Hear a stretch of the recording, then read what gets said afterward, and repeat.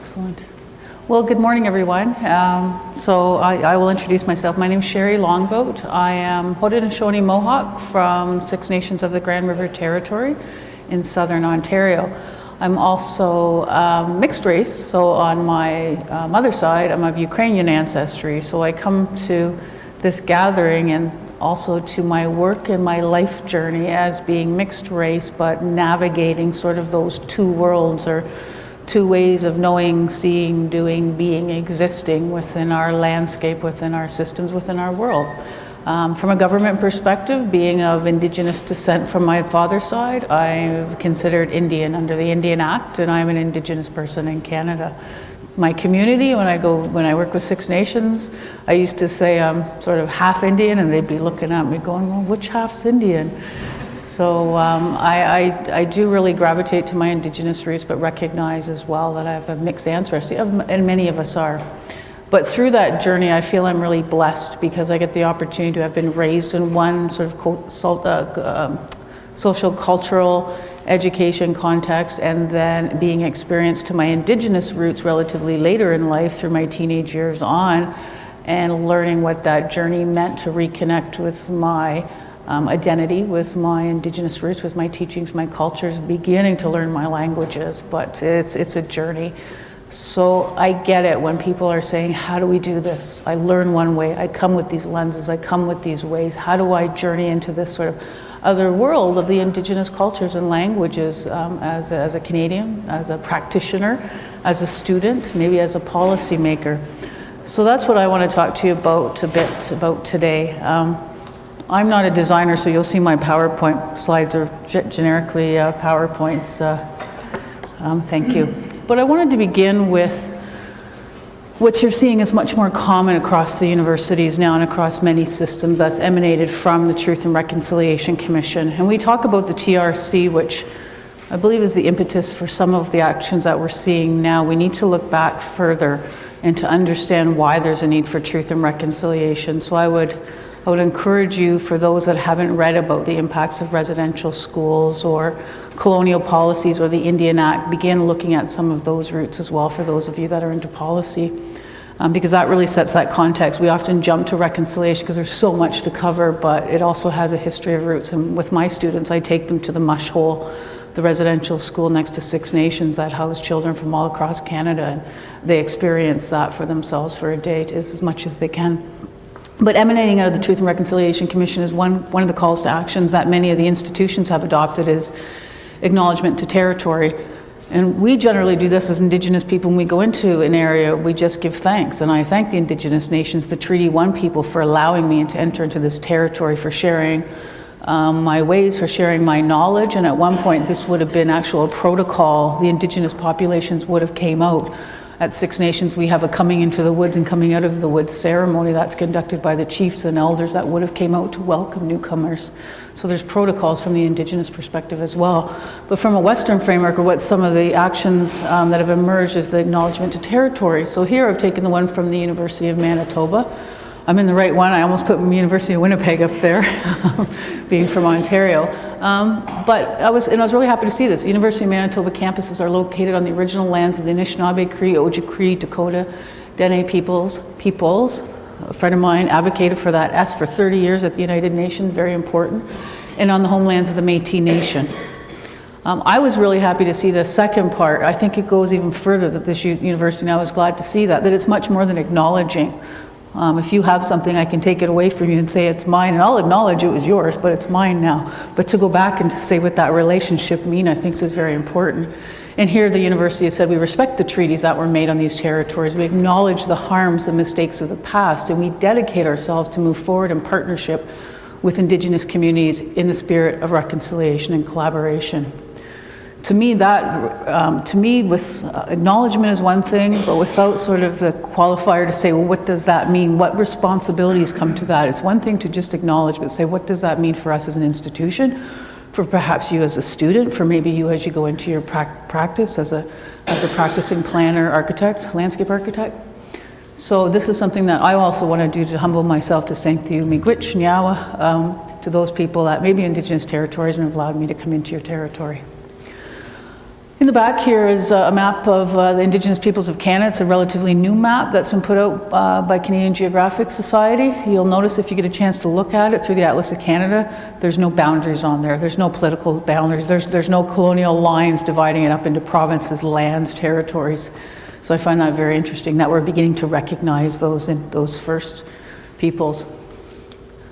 Treaty 1, we're in the Treaty 1 territory. That would be one of the first things I do, and I was glad to see that Jim brought that as well. I'm going to probably add to some of the things he said and give him my perspective on that as well. And one of the first things I do, even coming out here, I went, where am I going to be? Whose land am I going to be in? What do I need to know? Because anytime you go into a community, one of the first things people will say, who are you, where are you from, who's your family?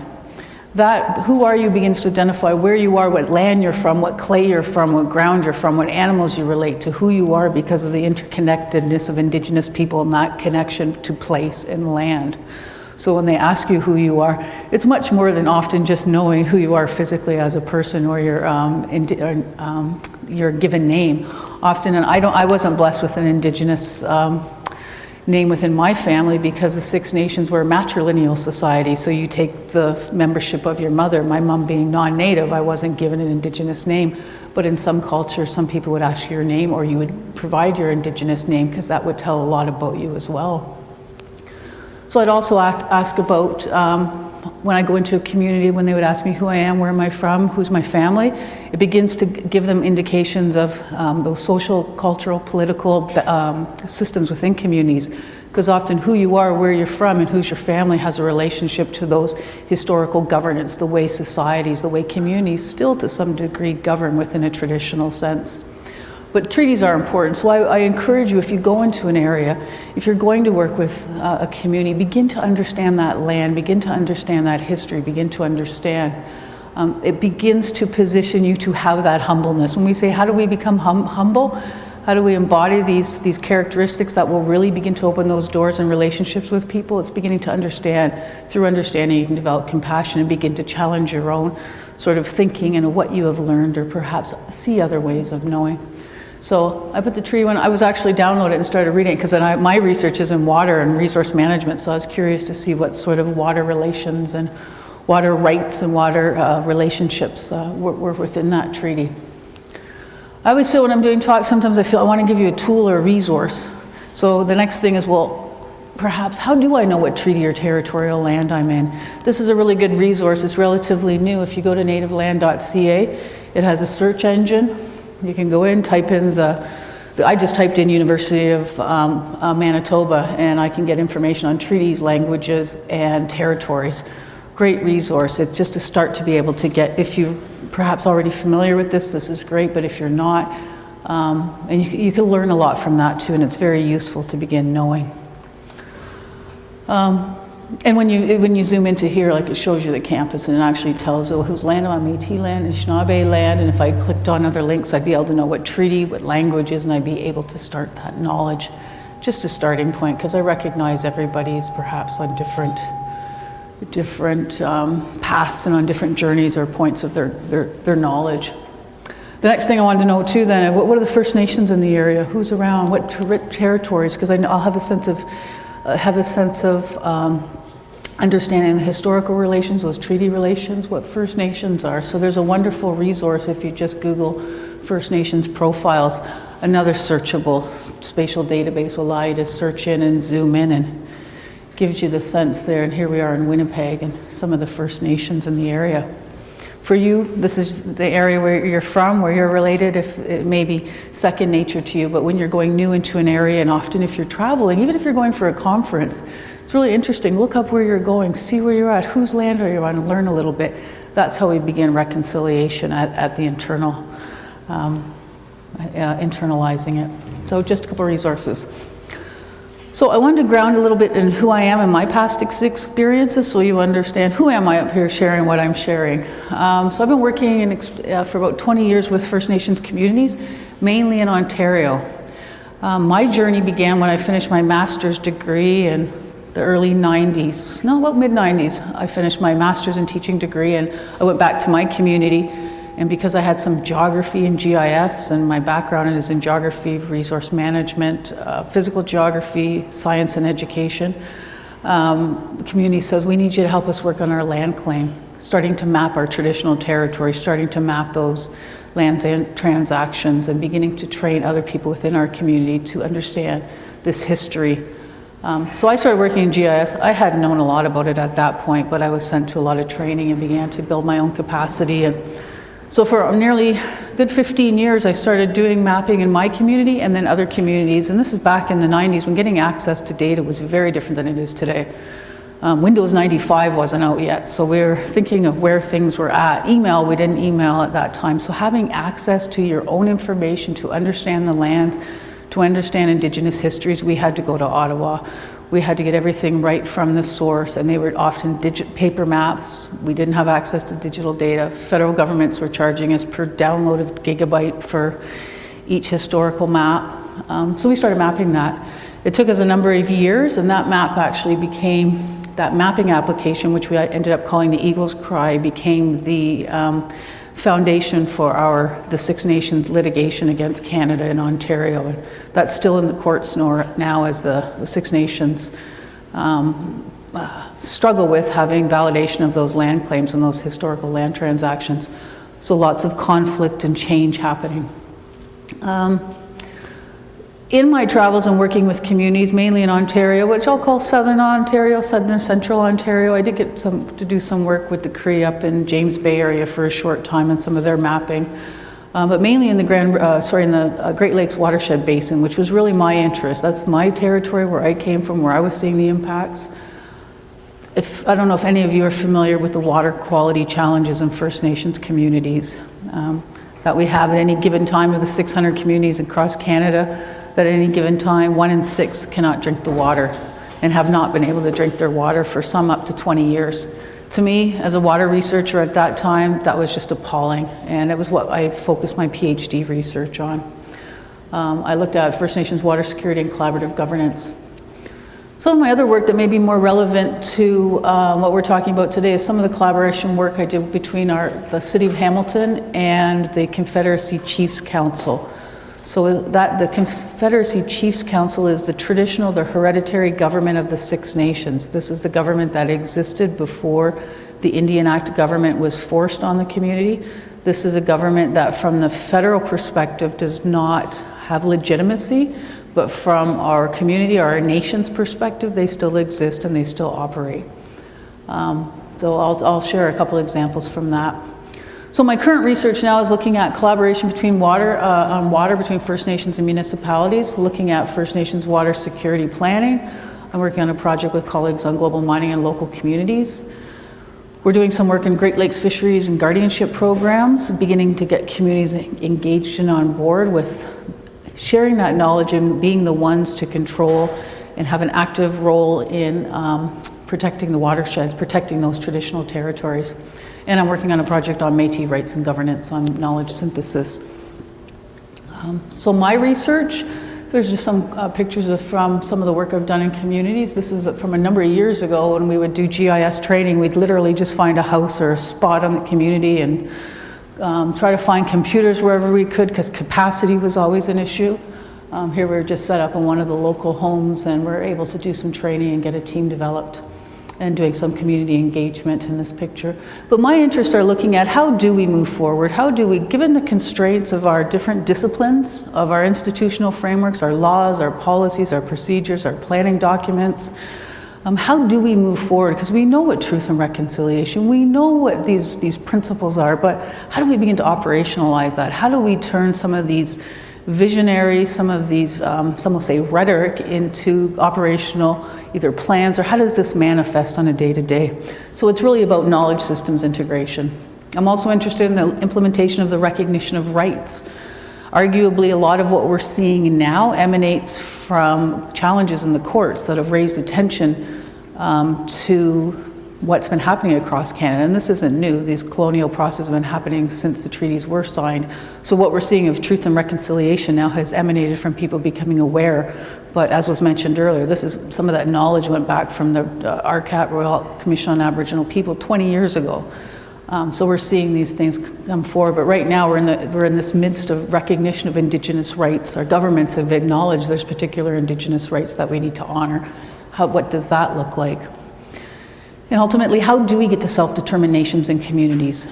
And how do we develop those collaborative models? I'm a firm believer, as was mentioned earlier by Jim as well, that I believe moving forward, there can be great strength if we just bridge our knowledge systems. When I go into communities and they say, we want to bring our knowledge, our ways of knowing, we want to bring our Indigenous law front and center to the table because we know there's a lot of value there. We know there's a lot of value there, but there's a lot of value within our existing institutions as well, in the ways in which, for example, we govern water. When I work with the Confederacy at home at Six Nations, they say to me when we're dealing with the Ministry of the Environment on water takings or permits to take water or looking at watershed management, the nations and the chiefs will say to me, we don't want to take that over. We just want to make sure that it's done with the mind of 7 generations thinking and knowing that that future water will be there for all of our people. And they also recognize the value of science and the need of science. So bringing Indigenous knowledge often doesn't mean setting science aside or putting it in a different scope. It's bringing the best of both to be able to move forward, and which we'll say often is this peaceful path of a future coexistence so that Indigenous communities can flourish and so can our non-Indigenous communities in this shared journey. So that's what often comes to me when I think of collaborative models. How do we take the best of both and put that in from your perspective of planning or design? What does that look like in a design process? What does that look like in a design outcome? So as Jim was saying, just to set some context, you're in a really interesting time now. I started doing this 20 years ago, and just over 20 years ago now. It was a very different context. You are in a really exciting time, an exciting time of change, of opportunity. It is changing so rapidly that almost day to day I'm watching court cases, watching to see what's happening across the country, watching to see is the challenge to duty to consult within the parliamentary process going to impact the future of our policy, of our planning, of our development activities. This is changing day to day. But the good thing about that is there's a lot of opportunity because now is the time where we're looking for new models, looking for new ways. I wouldn't have said that 10 years ago, and I certainly wouldn't have said that 20 years ago. So looking ahead, I'm very optimistic. So as was mentioned, if you're interested later to think about setting this context or you're going to start some work with Indigenous people, you want to be looking at the calls to action and reconciliation and teasing out what that means and to whom. TRC is a large, big report. When you get into community, it's good to understand what that community feels about reconciliation because often many of the communities are saying to me now, we're feeling reconciliation fatigue. They said, no more reconciliation. It's not leading to action. So you really need to think about action. International Declaration of Indigenous Rights, United Declaration on the Rights of Indigenous Peoples, really affirming political, cultural, territorial rights. And this has been affirmed by our Prime Minister as well. What does that look like? How does that manifest? We don't quite know yet, but it's going to change. So you'll be ahead of the game if you're already thinking about how do you engage with communities and do that in a meaningful and good way. There's also a number of court cases that are just changing just day to day. So for those that are into sort of the research and the context, which I really strongly encourage you to get some grounding in, those are just a couple of the key documents that you'll begin looking at. But essentially it's happening, we're getting government policies responding at all levels. The policy is changing, but how does that filter down next to that operational for those practitioners or those researchers that want to research, enter into those avenues? This is changing the nature of relationships. It's changing the nature of power balances between Indigenous peoples and actors. Proponents now come to communities in a different context or a different way than which they would have before. This changes some of your engagement. But I also see it as an opportunity for Indigenous peoples and particularly for landscape architects. I see it's a wonderful way to bring your skills, knowledge as a vehicle and a way to be that voice that begins to articulate, that begins to visualize, that begins to bring these visions to the forefront. And it's particularly as we design, plan, manage, and steward of the lands together. I see this as so critical. And I'm not a landscape architect by background. I work in planning and my background's geography, and I get the lovely opportunity of working with a few landscape architects. And I really think that there's such a value there, that's what perhaps a place where we need to be. So I look at how do we operationalize, or how do we put the paper, how do we make meaning out of these? Because often we get stuck with these really high principles. There's these principles and we sort of know how we're going to work through those. But when you get into the community, you start working with communities, how do we know when we're doing well? What can we do? And there's no one size fits all. And my students say this to me, can you just give me a checklist? How do I do it? I just want to know. I don't want to have to try to figure it out. And it takes I bring guest speakers in just to hear them say there's no one size fits all. And that what I'm doing is the way that I'm helping prepare them so they can go into any situation. And I just wanted to reiterate the great diversity among Indigenous peoples. If you just make that correlation alone, you could see why there wouldn't be one size fits all, but there's so many other variables that would influence that. But some of the work that I do with my students is I begin with this understanding. If there's one thing I can take away from this is to begin to understand. To be able to understand, I'm thinking of what an elder said to me just recently too. He says, we've moved on to reconciliation. He said, the truth isn't out there now. He says, how can we reconcile when most people don't know the truth? They're still not sure. They're still not sure of those colonial relationships. They still don't know the impact of colonial policy, of the Indian Act, of current frameworks that are still coming up with yet another way to impose colonial policies on Indigenous peoples. So it's still happening. So understanding that truth is so critical, because then you can understand what we're reconciling. A few elements I wanted to highlight that I talked with my students, and that are both, I have opportunity to work with planners, landscape architects, students that are in capacity development and extension, as well as science. Begin with understanding, and this should be before engaging, and I think Jim said that as well, because often they think engagement starts when you get in the community. Well, engagement can start well before that, because it will humble you and make you more effective when you go in. Understanding Indigenous knowledge as a system. A lot of the past literature has looked at words as Indigenous knowledge, ITK, ecological knowledge, but more and more the body of knowledge is going to it, mainly from Deb McGregor and a few others, John Burroughs from the legal realm, is looking at it, these are systems. No longer should we look at them as forms of data or just observational or empirical, or it's the whole system. So the systems means governance systems. It means that's embedded within a language system. That's embedded with the landscape. That's embedded with the cosmology and the belief with the relationship with the spirit world. So it's so deep, and to give it justice to where it is to understand. So begin to understand that. It's tied into teachings. It's tied into ceremony. It's tied into song. It's tied into dance. It's tied into all of those ceremonial, those significant elements that may look like as cultural, but it's much more than culture. It's part of the knowledge itself. So if I share anything to start to get beyond, look at it much more broader. There's a lot of scale issues too to be considering. As a planner, as an architect, I talk to some that do site. Some of the work that I've done in terms of landscape architecture has been very site specific, but I'm reminded by others, and as geographer as well, it's landscape scale. You're going to be working on so many different scales. It might be treaty scale, it might be watershed scale, it might be site scale.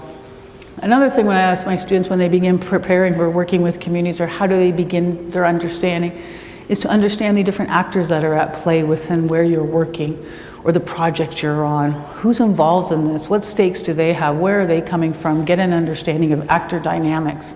That helps you begin to understand the community. Community itself, the word community. Who is your community? Are you working with an urban reserve? Are you working with the urban populations? The last census said now more, I believe it's almost 60% of the Indigenous populations are living in urban areas. Urban municipalities now are responding with urban Aboriginal strategies, which is requiring greater engagement with the urban Aboriginal population. What does that look like? I know working with the City of Hamilton now, we've begun looking at landscape design within the urban context. What does that look like? So there's tremendous opportunity, but for you to know who that population or who that community is.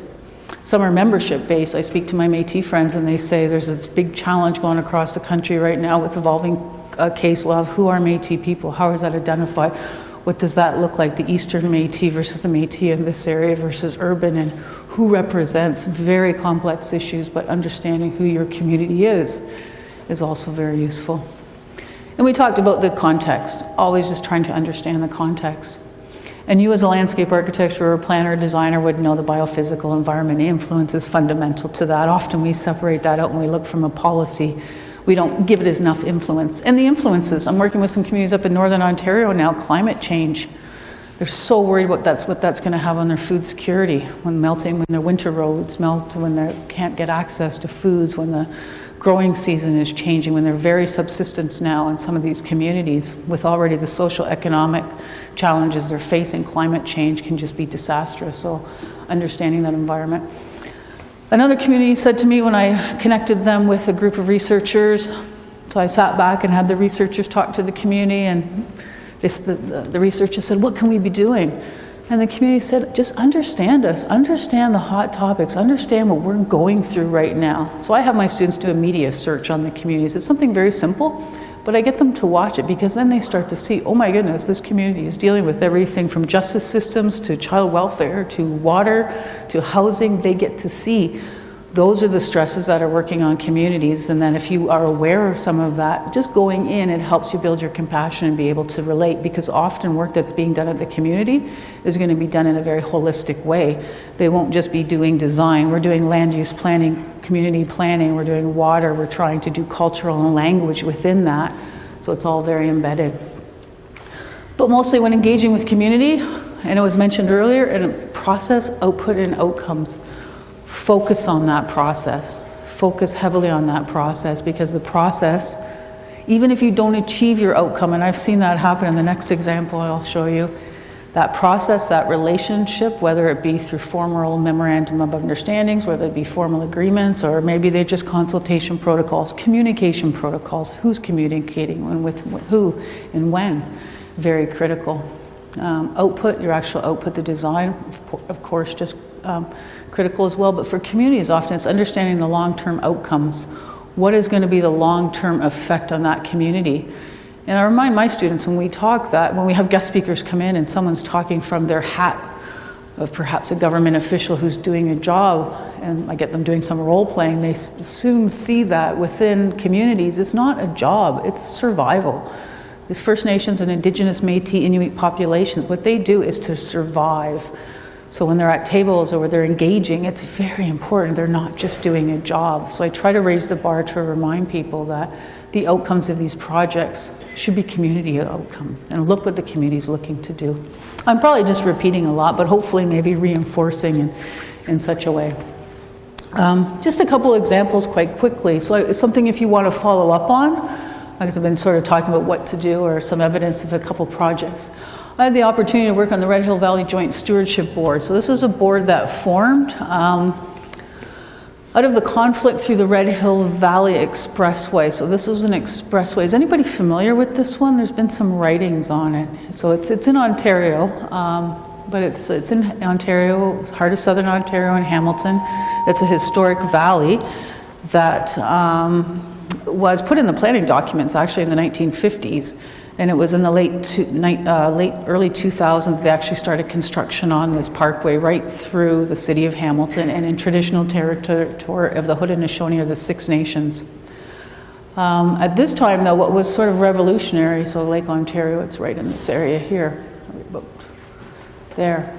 What was revolutionary at this time was that the city, it was a relationship between the Six Nations, the Confederacy, so the hereditary government that had not been recognized by the province or the feds in any formal way.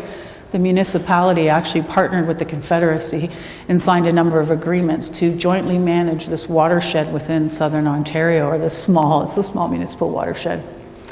But what was new about that, it was a series of agreements were laid out. We had 7 agreements, everything from tolls to restoration work, joint stewardship, archaeological and burial grounds, what to do when we uncovered burials, what to do with the archaeology findings.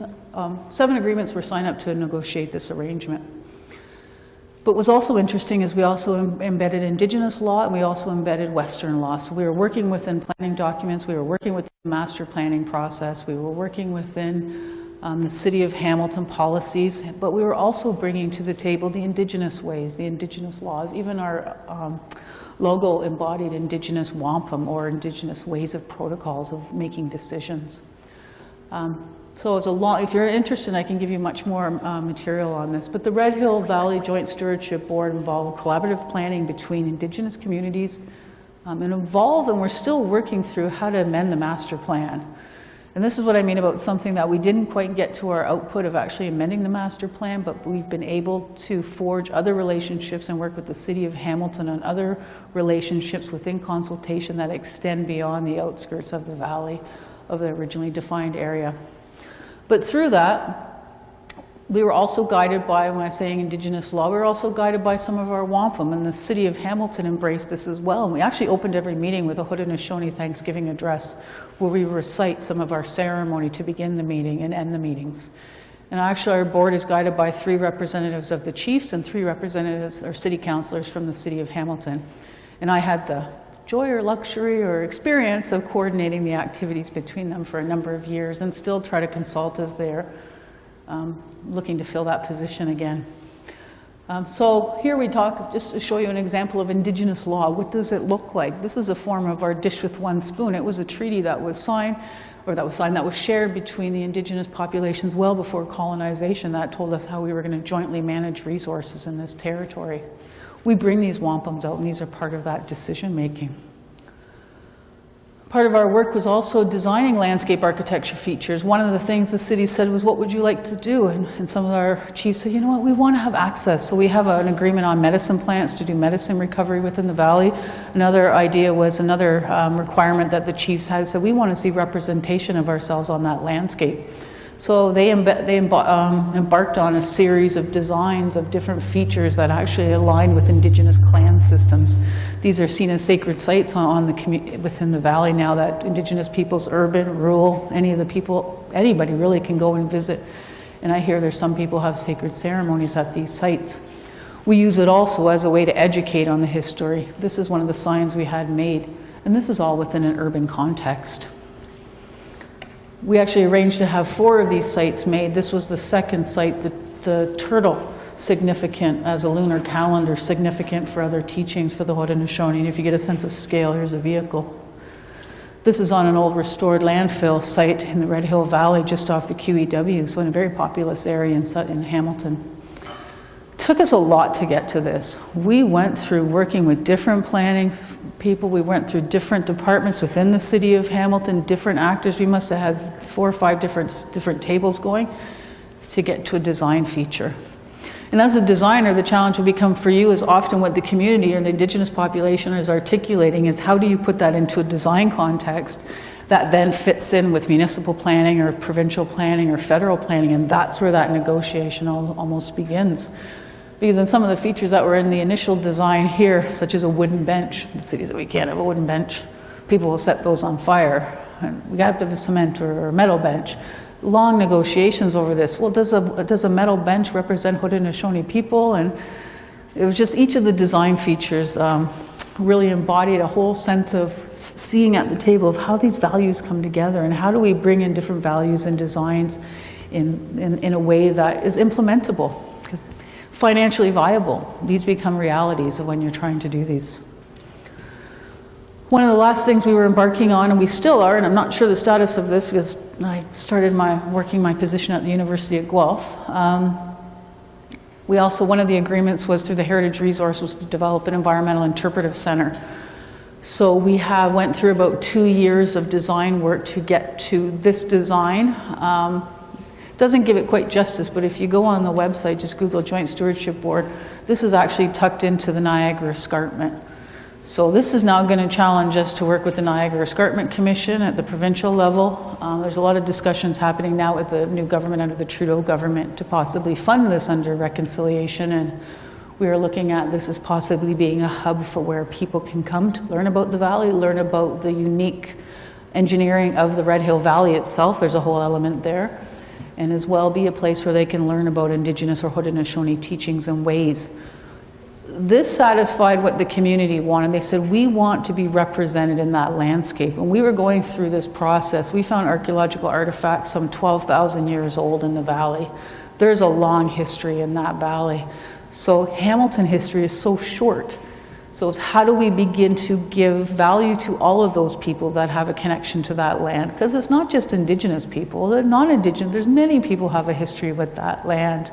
So how do we do that in a way that we can forge through to looking at sustainable, harmonious ways of living? And there were a lot of quotes that were brought forward in the last presentation that really embodied that. How do we bring this knowledge together? Why don't we? I mean, it's a gift in front of us if we can begin doing that. I think I have maybe 2 slides left. Another opportunity I have on a small scale is working with Hoop Dance Gathering Place at Mohawk College. Again, this is in Hamilton. I'm on the board at Mohawk College and chair their Aboriginal Advisory Council. So our students and I wanted to see representation. The college is named after the Mohawk Nation, and at this point there was no representation on the campus. There's an Aboriginal center. We have a beautiful 2-row wampum across one of the walls, but the students and the youth and the elders that were working in the Aboriginal Center were saying, we don't see ourselves on this landscape. In fact, we're actually going through a master planning process at the college now for the next 50 years, and we've actually said it can't just be one spot. Master planning and Indigenous representation on that landscape across that campus needs to be infused in the next 50-year master plan.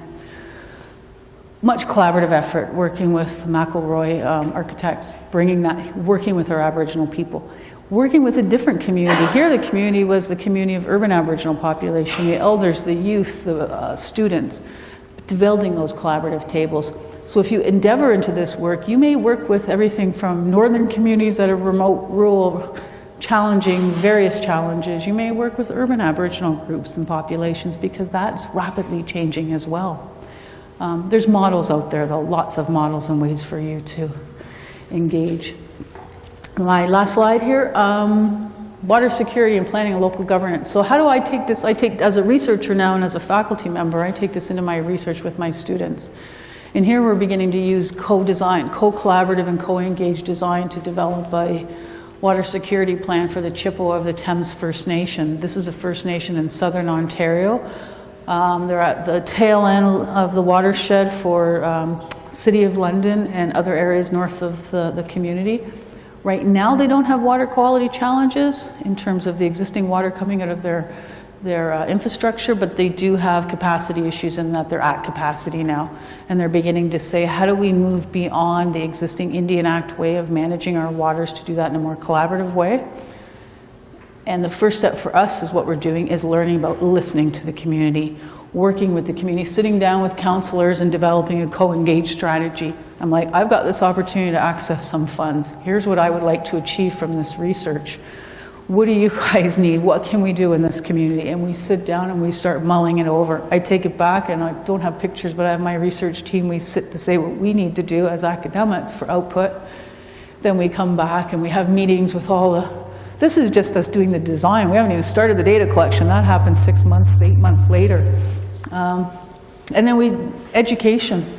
Part of that is learning. We're learning just as much from them, but then we're giving stuff back. Because they're saying, we don't understand integrated management. We don't understand governance, local governance.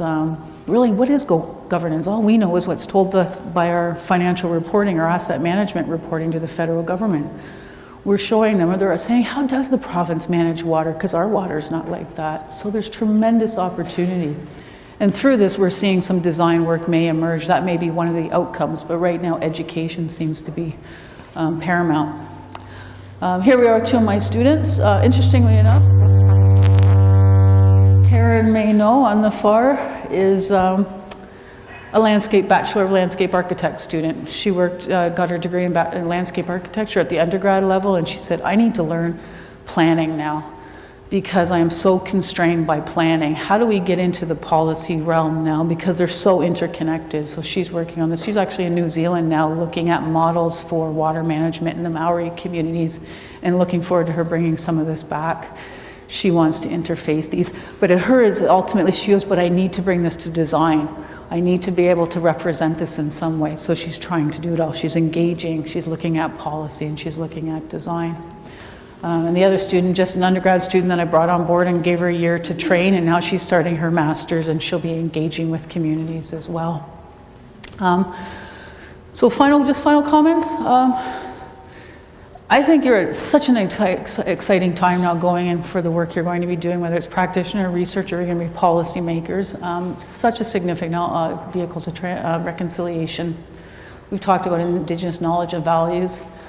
I would begin focusing on what communities are looking at, and that's decolonization. They keep saying reconciliation to that is how do we begin to decolonize our systems so that there's room, making space for Indigenous ways. Just bringing knowledge in or just adding components here and there is a step towards it, but ultimately when we begin decolonizing our own minds as well, then we can start to see those journeys where we're opening up to new and other things, because we've all learned, I'll just say, an untruth history or a biased history as well.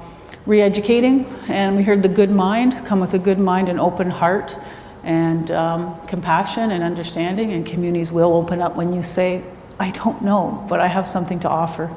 I'm here to learn. And process outcomes. And it was said by Jim to ask the community. If you come with a good mind and heart, they will know and they'll be open to you. Working with Indigenous communities may be one of the most difficult things you may engage in. At times it can be very frustrating because you're just not sure your place. It can be challenging, but it can also be one of the most rewarding things. I started working with my community in '95 and I have never left. I never was out of work. It was always something to do because you see the direct impact of your work and you really could make change. So if you get the opportunity, I would totally embrace it. As the chiefs are telling me, we need to move to reconciliation. Enough rhetoric, let's start seeing this get to action. And I can't give you the solutions for all of those except to say when you go into a community, ask those questions and be able to share your skills and be able to learn, together the action will come out of that. But thank you, that's all I have. Thank you.